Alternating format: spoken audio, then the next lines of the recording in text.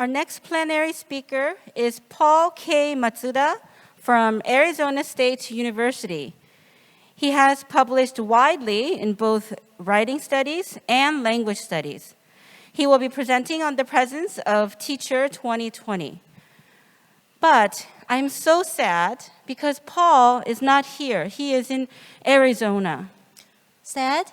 Don't be sad, Judy. We have Asia TEFL magic. We can make him appear right in front of everybody. Magic? Yes.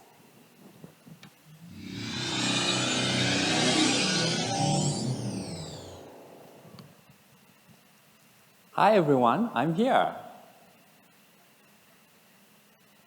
Welcome you to Korea. Nice to meet you in this way. This is your hologram speaker. Can I shake hands with you? Sure, why not?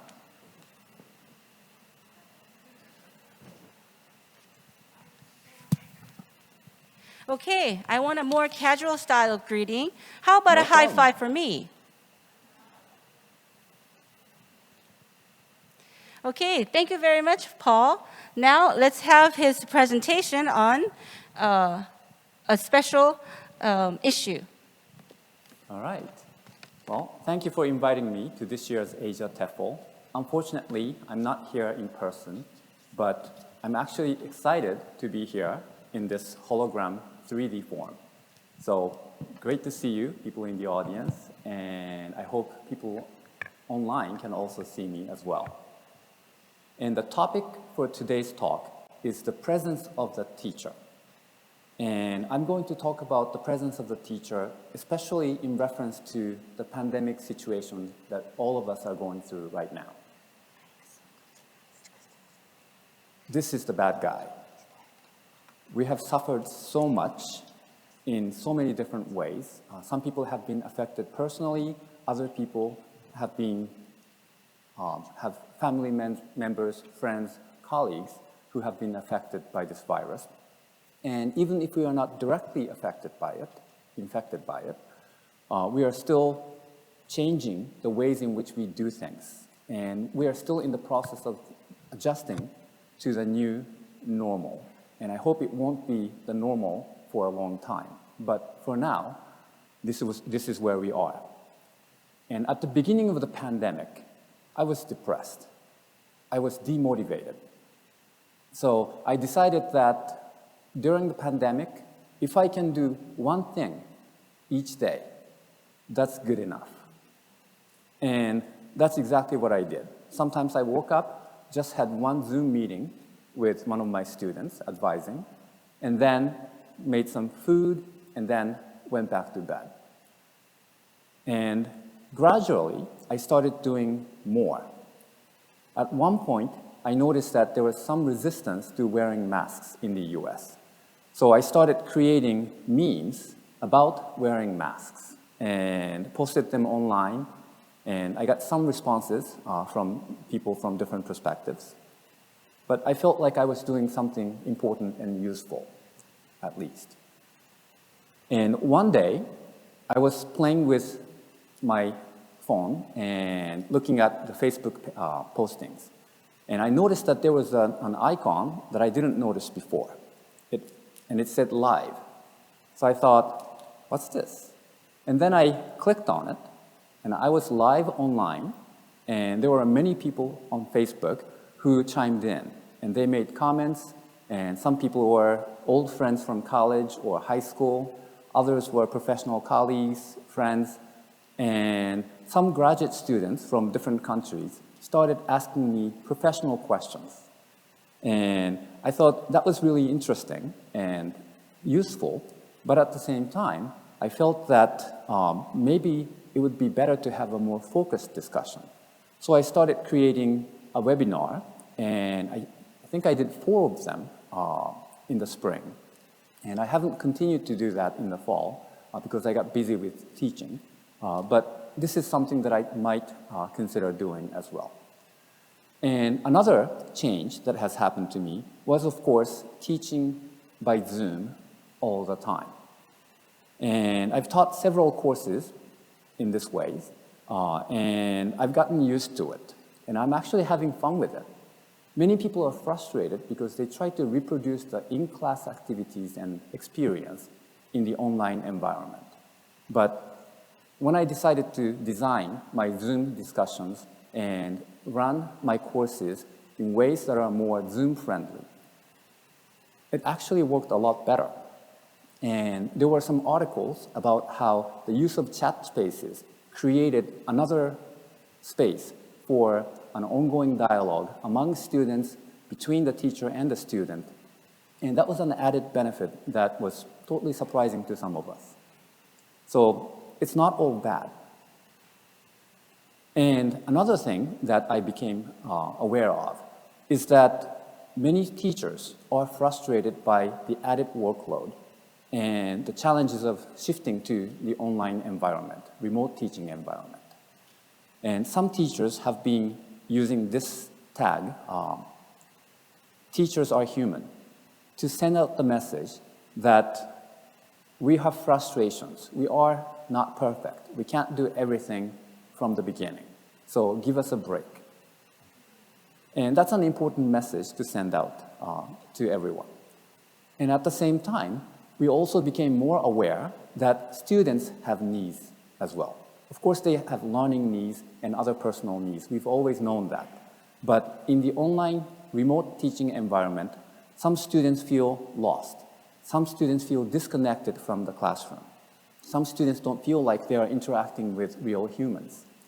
And in fact, some online courses are designed in such a way that it could be run by AI or some kind of prepared scripts rather than real human beings.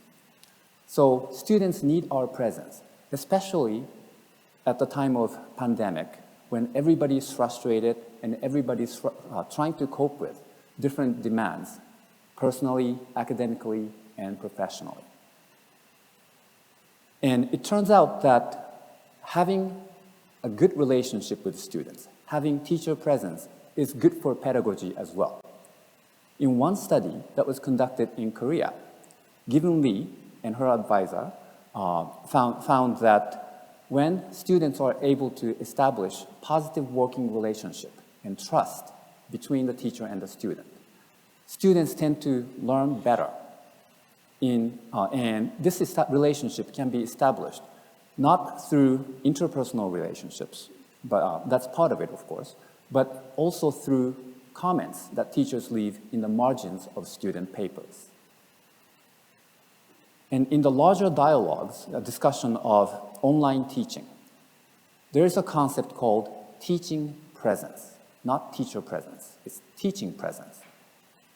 And what that means is that depending on how we interact with students, how we facilitate the discussion, we can establish a sense of presence that contributes to students' motivation and students' learning outcomes. And the specific components of teaching presence include design and organization. When we tell students to go into groups and perform certain tasks, or negotiate when we are going to do certain activities, and so on, we are designing and organizing the interactions. So the comments that we leave in our response to student comments, student postings, may actually contribute to the teacher or the teaching presence. Another way is to facilitate discourse. When students are having comments, when they post something, teachers can say, that's a really good point. And that also relates to another student's point, and make connections. And that tends to facilitate interactions among students, because students will start seeing each other as resources and not just the teacher as the sole resource for learning. And of course, as teachers, we are experts on the subject, so students look to us to provide direct instruction. Rather than just relying on reading materials or video materials, if we sometimes provide our own original contents, then students might feel that this teacher really has expertise and we are benefiting from the teacher's presence. So these are some of the obvious content-related ways of establishing teacher presence. And this type of teaching presence is a significant predictor, according to Baker, students' effective learning, cognition, and motivation. It doesn't always work, but if it works in some cases, then it's well worth a try. But again, I want to emphasize that teaching presence, as defined by Anderson et al. And Baker, is not necessarily teacher presence. When I say teacher presence, I'm talking about teaching presence as well as bigger conceptions of teacher presence. That is, teacher presence is inclusive of teaching presence, but it's not one and the same.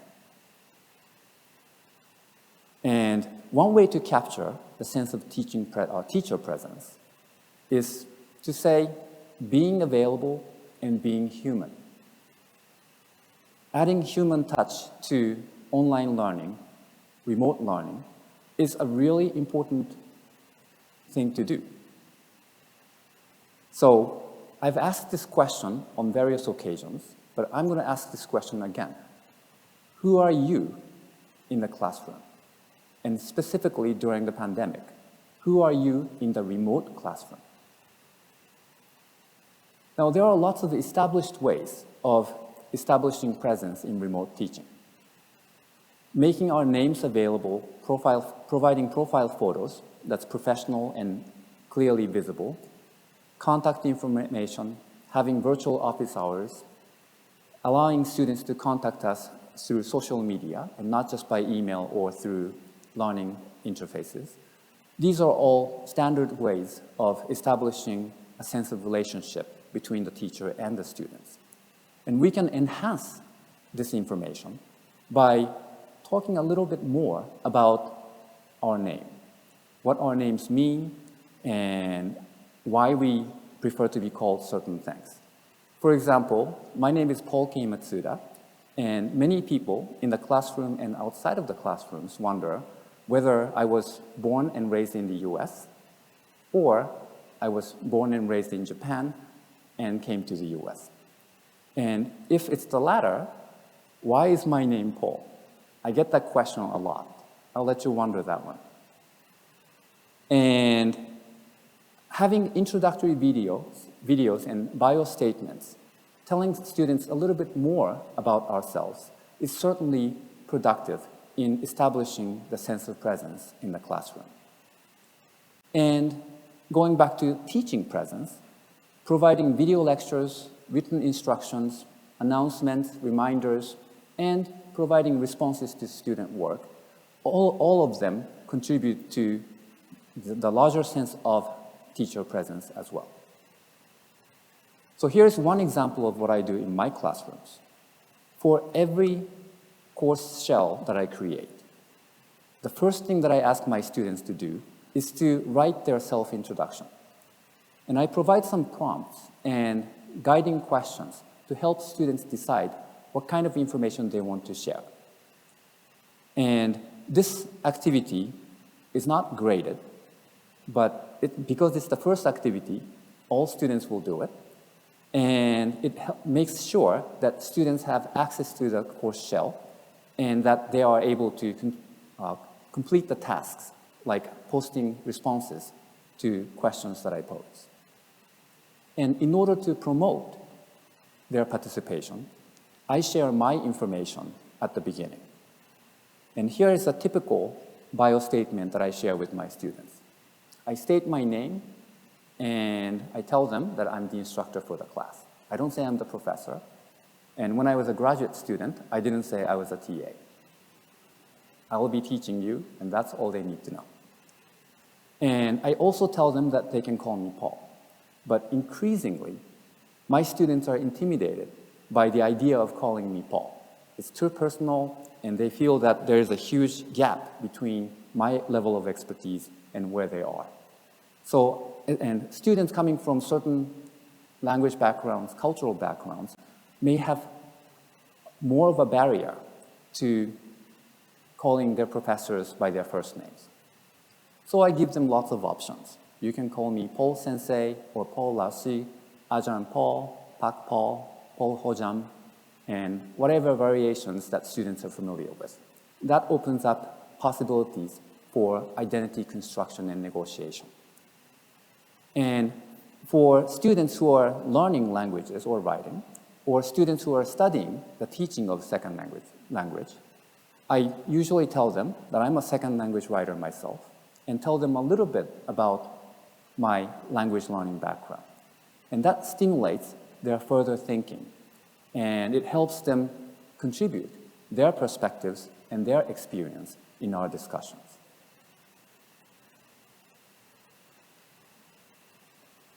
And at the end, I often provide a few statements about my personal interests and my hobbies.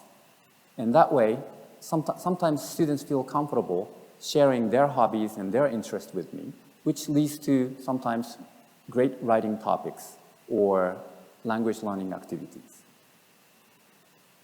And I used to hate videos. And I resisted using video as a mode of instruction or even appearing on videos. And there are some videos of me circulating on the internet, but usually when I give plenary talks or workshops, I ask people not to share it outside of the small circle of the participants at the local conferences or institutions. But because of the COVID-19, I'm becoming more used to the idea of using video as a mode of communication, and I'm embracing it. And I've converted my office into a background that I can use. And this is actually a functioning bookshelf. It's not just a decor. And I also have a pretty huge online social media presence. Many students are my Facebook friends, and I post lots of things about my personal lives, academic lives, and so on. And sometimes I talk about my frustrations with the writing process or negotiating with the editors and so on. And I do that because I want people to have a realistic idea of what it means to be in academia. I don't want them to have a glorious picture of what it means to be a publishing scholar or a professor and so on. I do get frustrated. I'm a human too. But what about less experienced teachers? Do you feel comfortable sharing your personal experience? Maybe, maybe not. People have different levels of comfort in sharing and disclosing their personal information, especially with their students. And that's because personal attributes can sometimes be seen as liabilities, both by the students and the teachers. Any of these characteristics and many other characteristics that we all have can contribute to the negative image or negative relationship between the teacher and the students. And for example, I have what I call Detective Conan complex. Detective Conan is an anime character from Japan, and this person is a high school student, but by accident, his body became an elementary school kid. So he's an adult or an older soul that's trapped in a younger body. And when I was in elementary school, I actually felt that way.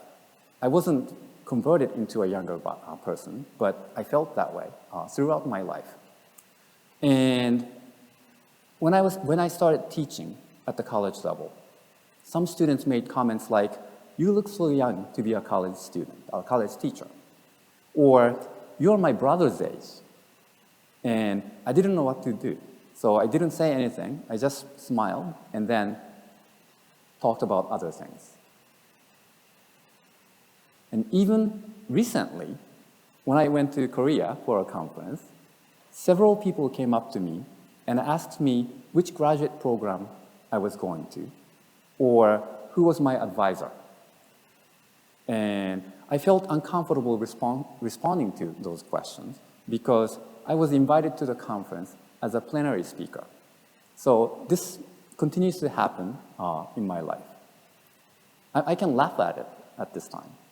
But no matter what it is, when we have any attributes about ourselves as people and teachers, it tends to stick out like a sore thumb. And we tend to lose sight of all other liabilities and assets that we have. So in order to address this issue, I wrote a paper with two of my former graduate students. And in this paper, we used narrative inquiry of the two graduate students to identify how they constructed their identities and how they negotiated their identities and how their identity positions shifted as they moved from one kind of class for native English speakers to another class that are designed for non-native English speakers. And the principle that we identified in this paper was called symbolic capital portfolio. Instead of considering symbolic capital, like our personality, age, or degree, and other traits, as a sole contributor to our self-image as teachers, we need to think of all of these identity features as possible contributing factors that constitutes our teacher presence. And Bourdieu is famous for articulating the notion of symbolic capital. And in his view, economic capital, money, and other valuable things, and cultural capital, personality traits, features that contribute to the construction of our worth, and social capital, our belongings to our sense of belonging, and also the connections that we have with other people that may give us some value. And for our analysis, what we found most useful was to focus on cultural capital. And there are different kinds of cultural capital, and I'm not going to go into the details of these categories, but just so that you know what kind of things we were looking for. Some of the features were language proficiency or what our body looked like, our appearances, body size or facial features and so forth. And there were other kinds of things, other things that are attached to us, like clothing or expensive watch that you may or may not have. These things also contribute to our self-image. And as professionals, we often dress up in order to present a professional image to our students and to our audience. And possibly one of the reasons that I was mistaken for a graduate student is that recently I stopped dressing up for conferences. I usually travel around the world, so I pack light. So I show up to conferences wearing just polo shirt or even t-shirts sometimes. And that may have contributed to people's perceptions that I was a graduate student.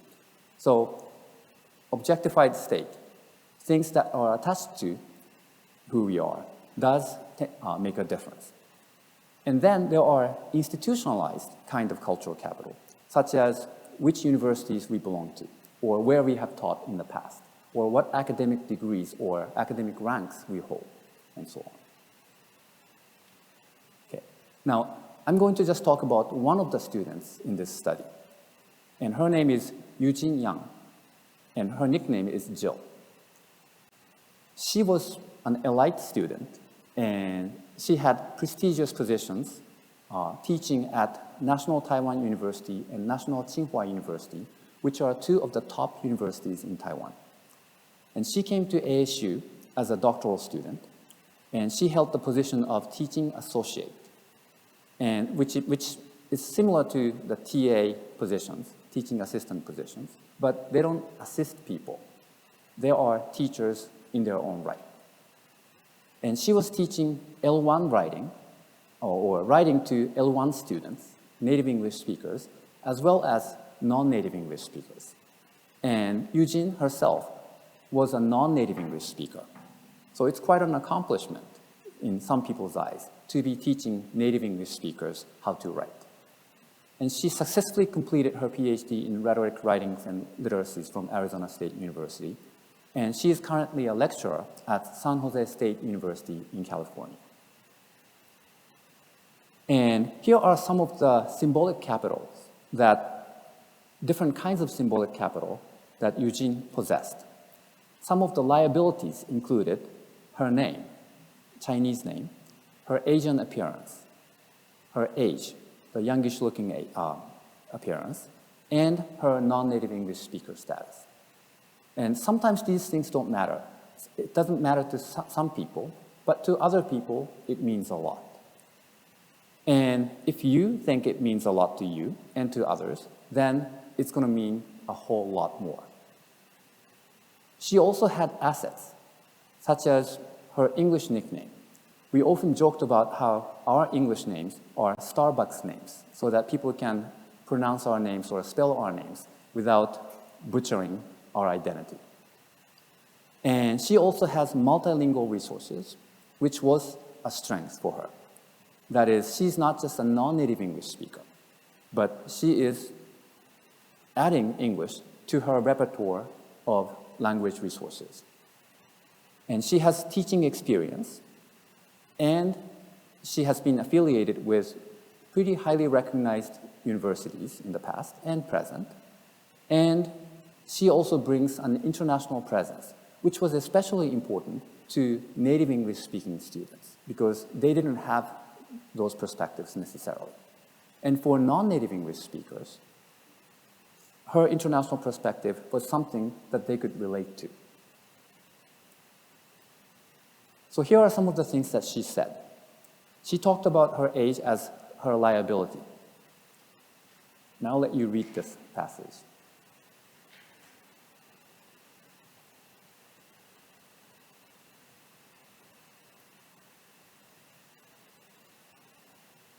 And sometimes all you can do is to just laugh with them, right? And not make any comments. Because if you start talking about it, if you start explaining about your age, it may sound defensive. So I think this was a right move on her part.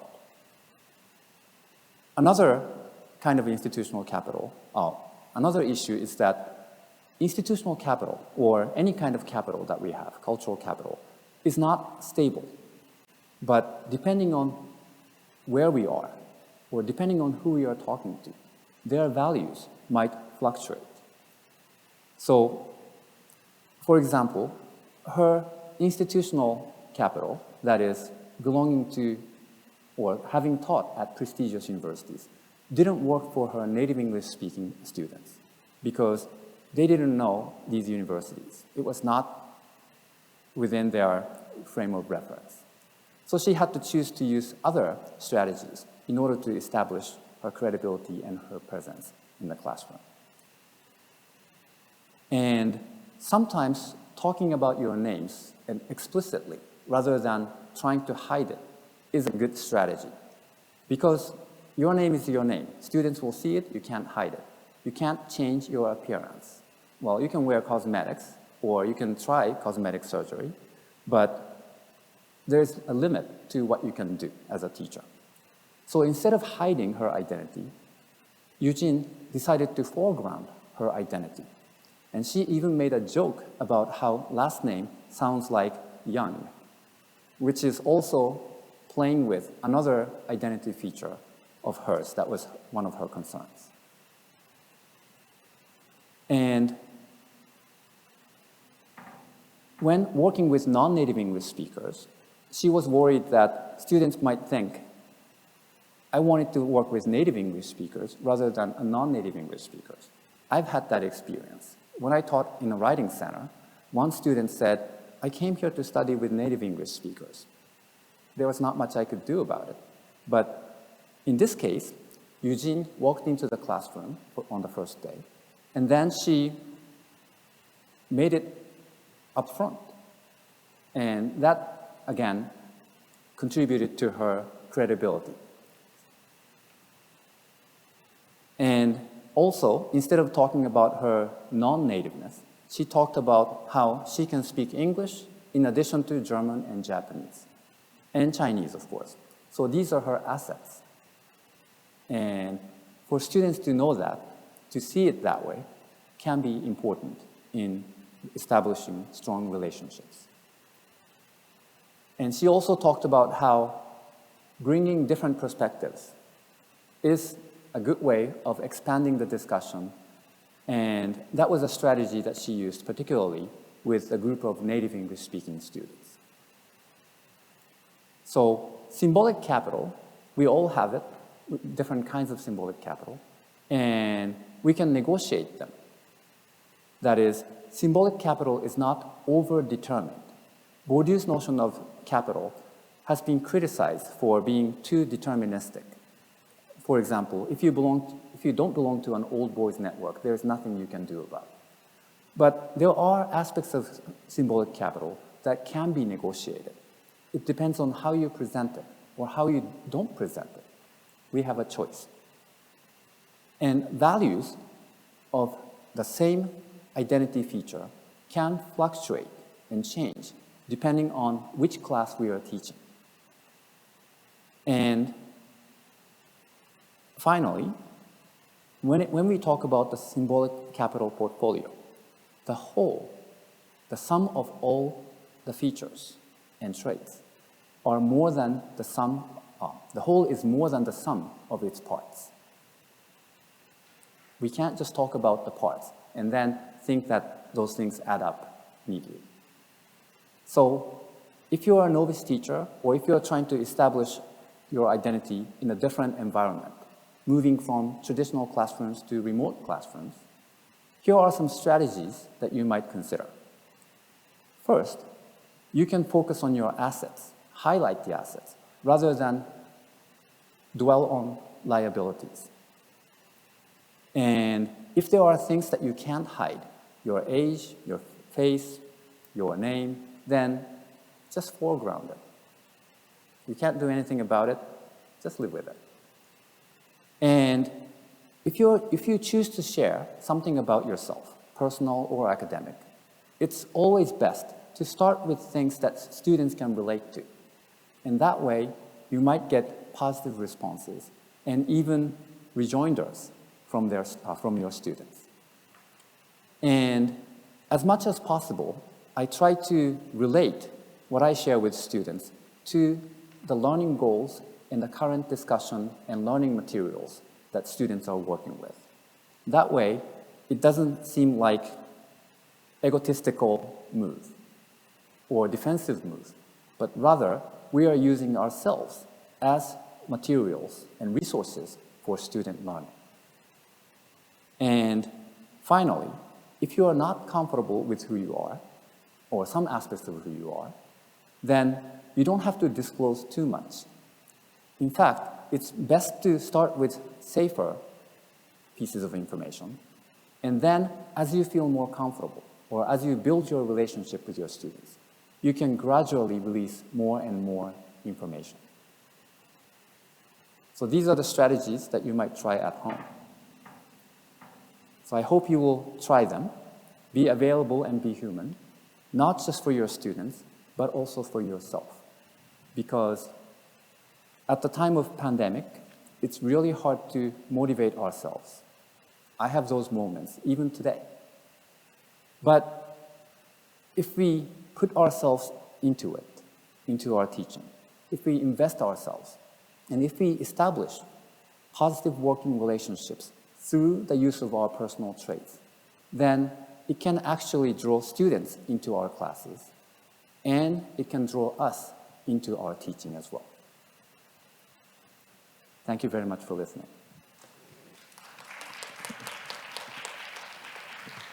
Thank you so much, Paul, for your wonderful presentation.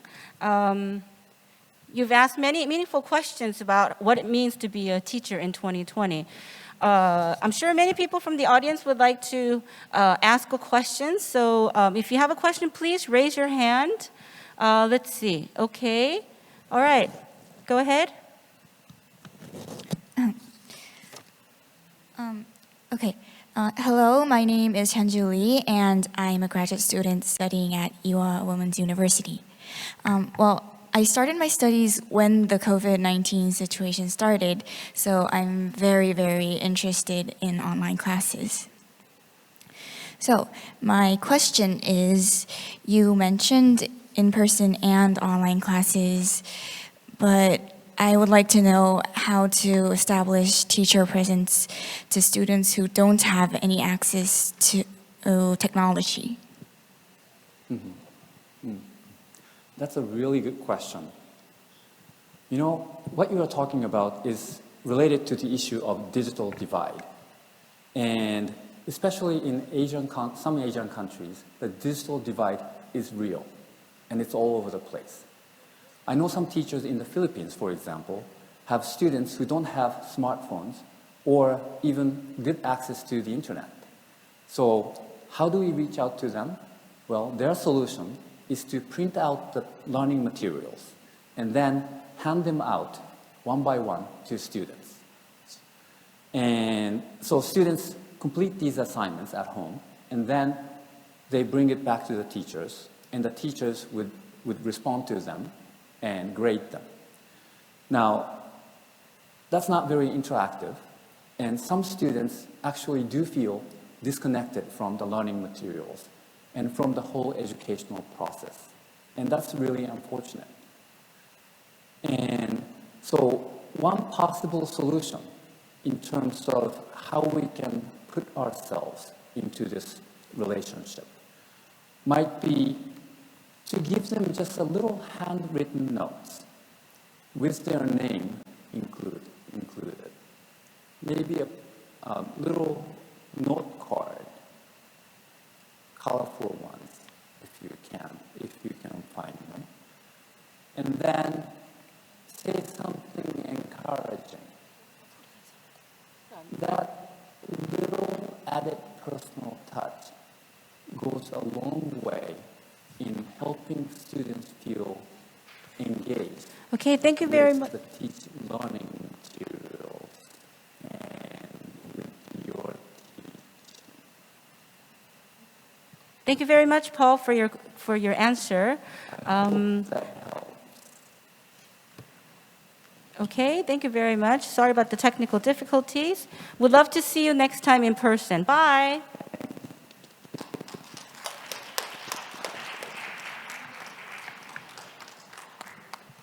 So, can I make an announcement?